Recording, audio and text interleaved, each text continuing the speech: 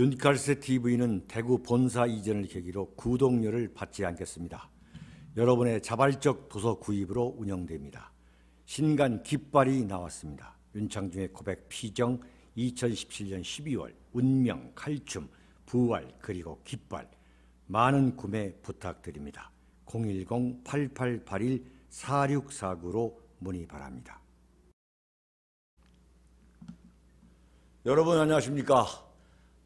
지난 7월 27일이죠. 토요일 정말 대구에 엄청난 폭염이 있었고 또 대구뿐만 아니라 전국에서도 그 많은 비가 내리고 또 날씨가 좋지 않았습니다만 많은 분들이 24번째 윤창중 정치학교에 직접 참석을 하셨습니다.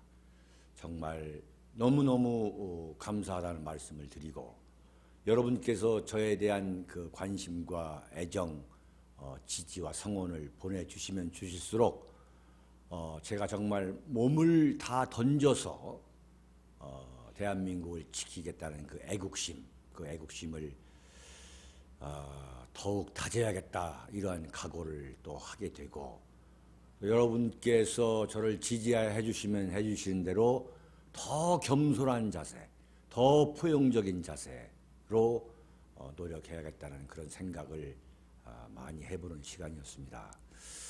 정말 다시 한번 너무 감사를 드리고 또 이런 큰 행사를 치르고 나면은 그 뒷정리가 또 필요합니다.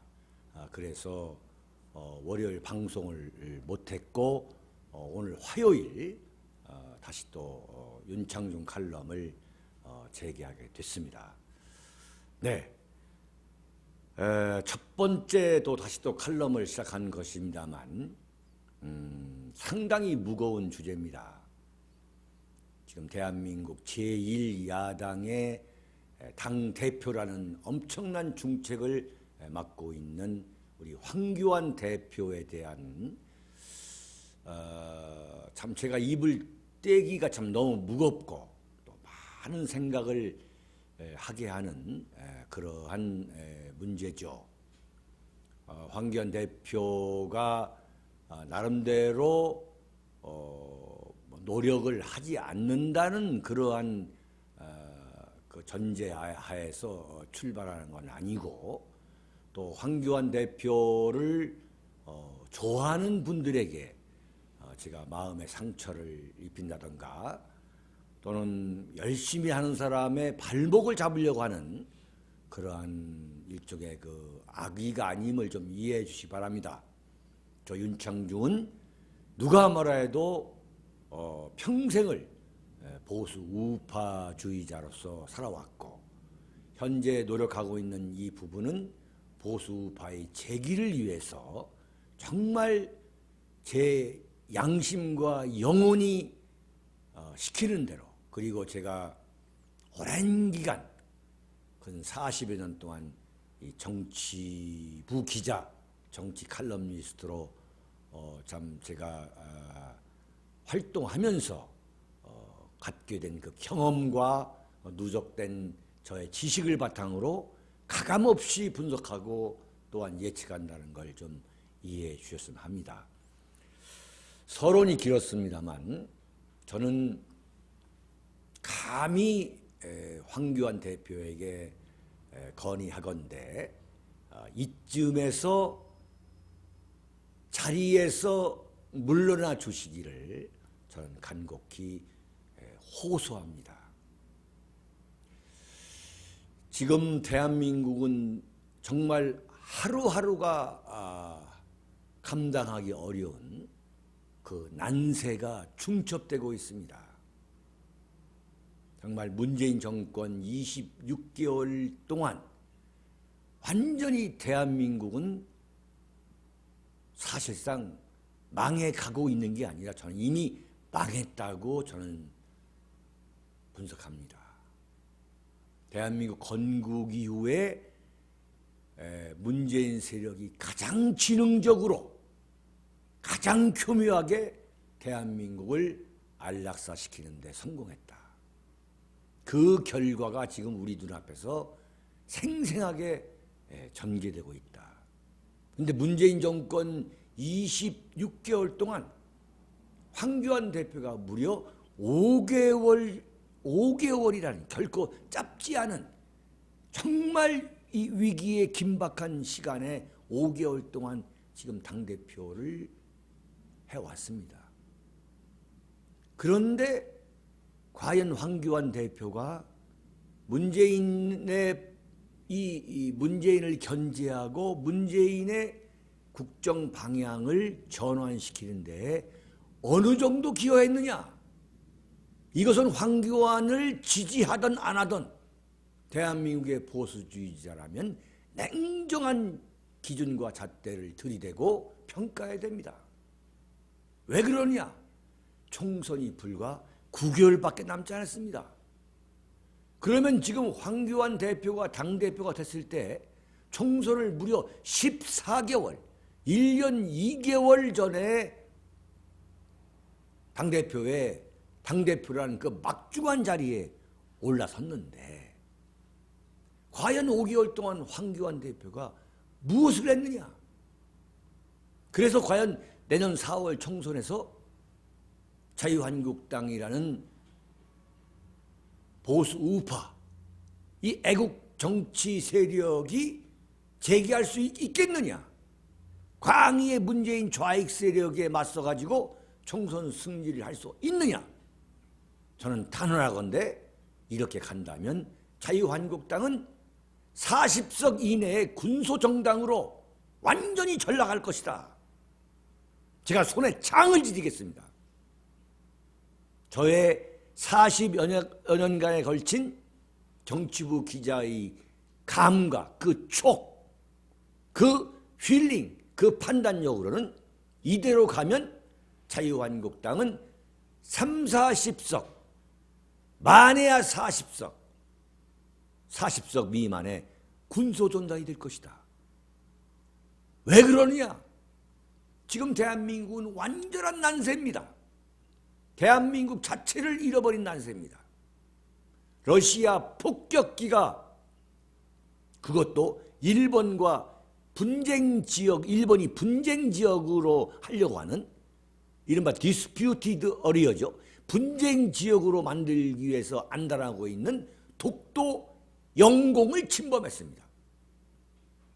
그런데 여기에 맞춰가지고 중국 공군이 독도 영해에 쳐들어와 가지고 이른바 중국과 러시아 간의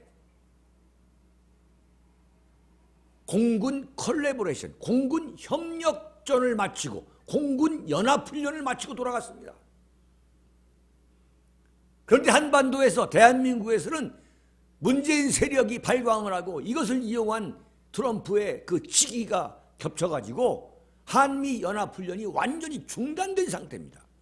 한미연합훈련이 완전 중단됐고 그것도 동맹연합이라는 말도 안 되는 말장난에 그야말로 껍데기만 있는 훈련을 하고 있는 상황에서 대한민국의 분명한 영토인 독도 상공에서 러시아 공군과 중국 공군이 러중, 중러 군사 연합훈련을 한 겁니다. 이거 하나만으로도 문재인은 탄핵이 되고 대한민국 국민이 전체가 청와대로 들어가가지고 문재인을 끌어내야 되는, 그러지 않고선 도저히 방법이 없는 이런 6.25 이후 최악의 안보 사태가 온 겁니다. 안보뿐만 아니죠. 단순히 현대에서 안보는 안보만을 의미하는 게 아닙니다. 과거 전통적 의미의 안보가 아니라 그 나라의 모든 것을 도출하고 모든 것을 평가할 수 있는 게 바로 안보입니다. 그런데 미국은 이런 중대한 문제에 대해서 아무런 반응을 보이지 않고 있습니다. 너 당해보라는 겁니다. 너 당해봐라. 그런 상황에서 존 볼튼 미국 백악관 국가안보보좌관이 대한민국에 와가지고 뭘 요구했느냐? 주한미군 주둔비를 5배를 5배로 늘리자. 1조를 5조로 늘리자. 굉장히 중요한 얘기입니다. 이 얘기는 뭐냐? 5조를 내지 않으면 주한미군을 철수해 가겠다는 겁니다. 이건 문재인이가 바랄 수 있는 상황이 될지도 모르죠. 아, 좋다. 가져가라.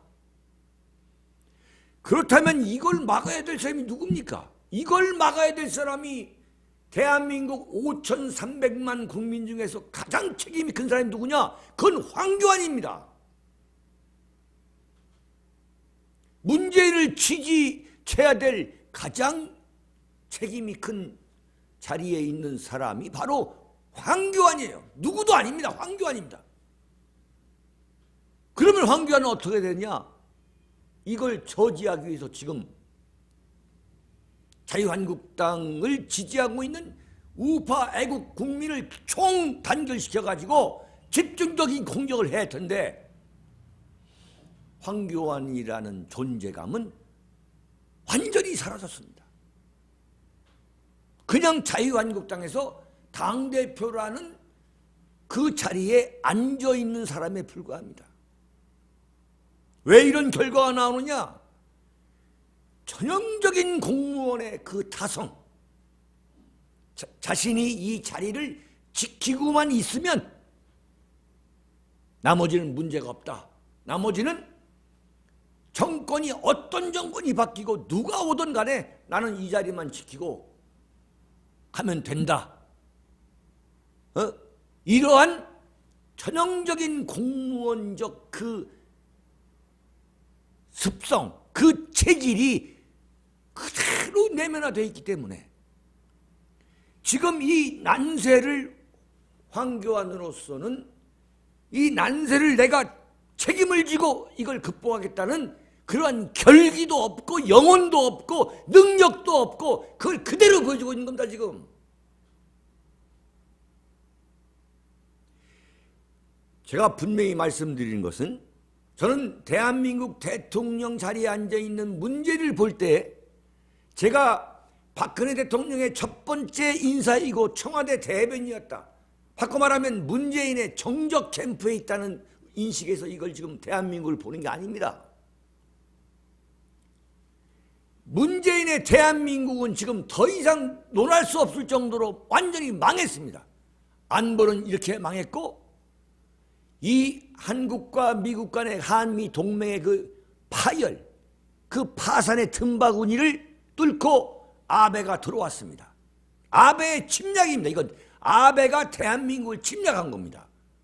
그런데 여기다 대고서 이른바 반일 감정 발휘 캠페인이나 버리고 의병이나 이렇게 해야 된다 그러고, 무슨 죽창이나 들고 다녀야 되고 무슨 녹두가라 부려야 된다는 그런 황당무계한 철없는 이 세력들,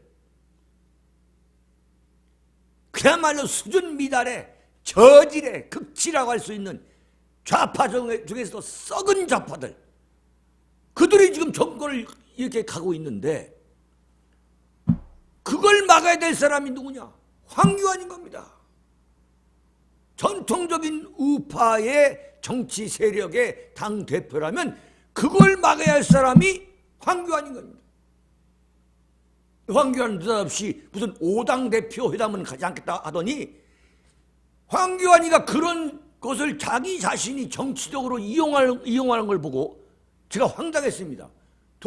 지지도가 완전히 20%대에서 벗어나지 못하고 지금 10% 뭐 이렇게 나오니까 10%대에 머무르니까, 그걸 보고서 황교안이가 어떤 조건도 걸지 않고 오자회동 좋다, 나 청와대 들어가겠다 하는 걸 보고서, 야, 이 양반이 이런 순수하지 않은 면도 있구나 말이지.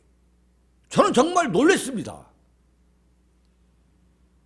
그야말로 머리띠 두르고 이게 무슨 짓이냐 말이지. 지금 우리가 이런 값싼 반일 이 감정발이나 해가지고 철없는 또는 이 멀지각한 일부 국민들을 자극해가지고 지금 뭐 무슨 뭐 손잘로 가는 이런 관제 반일 그런 캠페인을 벌일 때가 아니다 말이지. 이렇게 피가 끓게 호소해야 될 제1야당 당대표가 청와대 들어가겠다는 거야. 왜 청와대 들어가냐? 자신의 정치적 기반을 강화하기 위해서. 자유한국당 내에서 황교안 나한테 불만이 많지만 나는 그 청와대 가가지고 문재인 만난 거야. 그래 창가에서 90초 동안 서 있는 거. 그거 외에는 아무 없이 나왔는데 결과는 뭐냐? 문재인의 그 싸구려 반일 감정 캠페인에 도장을 찍고 나오는 어처구니 일이 벌어졌습니다.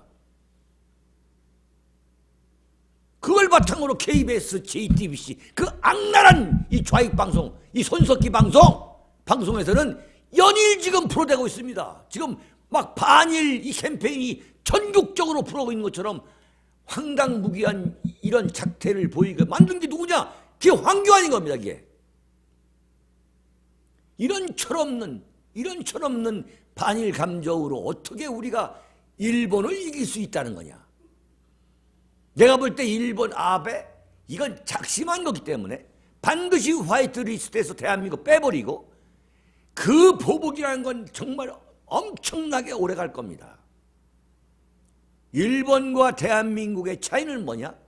국민성부터 정치에 이르기까지 그 차이는 일본은 행동하기가 느려서 그렇지 일단 결정을 내리면 쉽게 절대 번복하지 않습니다. 굉장히 오래 갑니다. 아베 정권이 무너져도 그 다음에 들어설 자민당의 정권은 또 그런 보복 조치를 할 겁니다. 이게 보통 일본이 표독한 이 국민성과 그 표독한 정치 그 스타일이 아닌데 그것을 우리가 무슨 뭐 일제 무슨 맥주 안 마시고 이 정도로 해결한다? 그런데 황교안이가 거기 가가지고 무슨 캠페인에 동의해주고 말이죠. 추경 예산도 그게 말도 안 되는 거 아닙니까? 무슨 추경을 그런 추경에 또 통과시키기로 합의해주고 그럼 지금까지 왜 싸웠습니까? 자유한국당을 지지했던 사람들이 매번 이렇게 허탈합니다. 러시아와 중국이 독도에서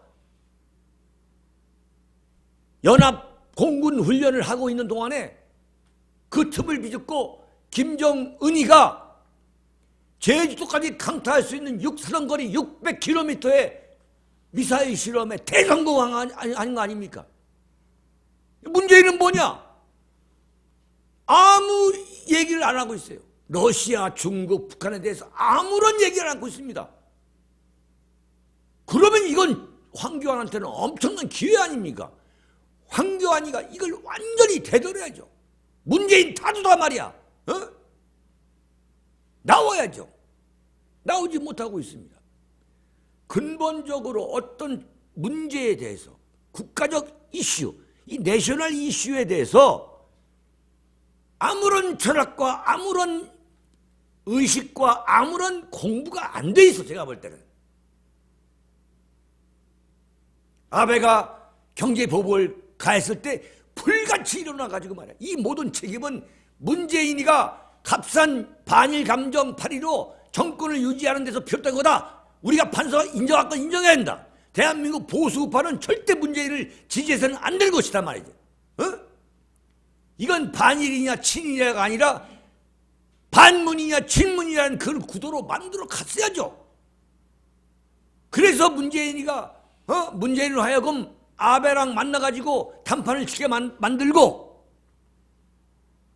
또 트럼프한테도 그렇게 가지 않을 수 없도록 만들어야죠.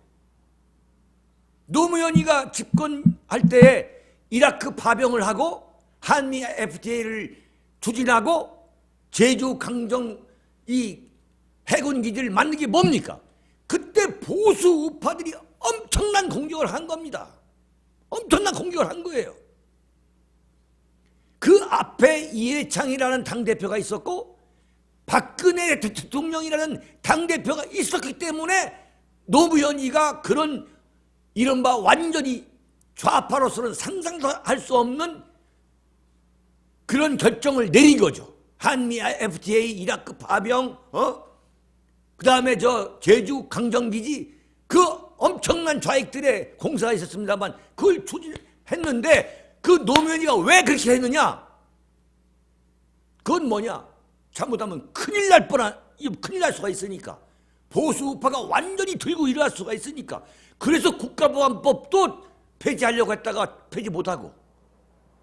소위 말해 노무현을 우클릭으로 만든 게 뭐냐. 당시 당대표였던 박근혜, 당시 당대표였던 이해창이가 막 완전히 정권 타도 일부 직전까지 갔기 때문에 그런 국가적 재앙을 막았던 겁니다.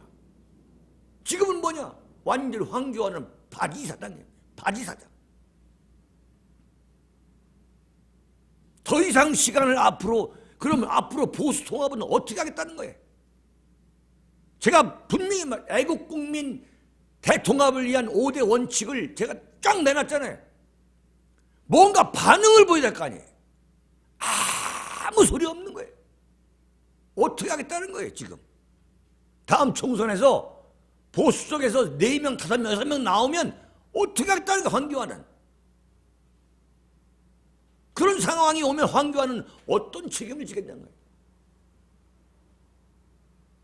저는 이 순간에 분명히 말씀드립니다. 황교안 실험은 이제 끝나야 됩니다.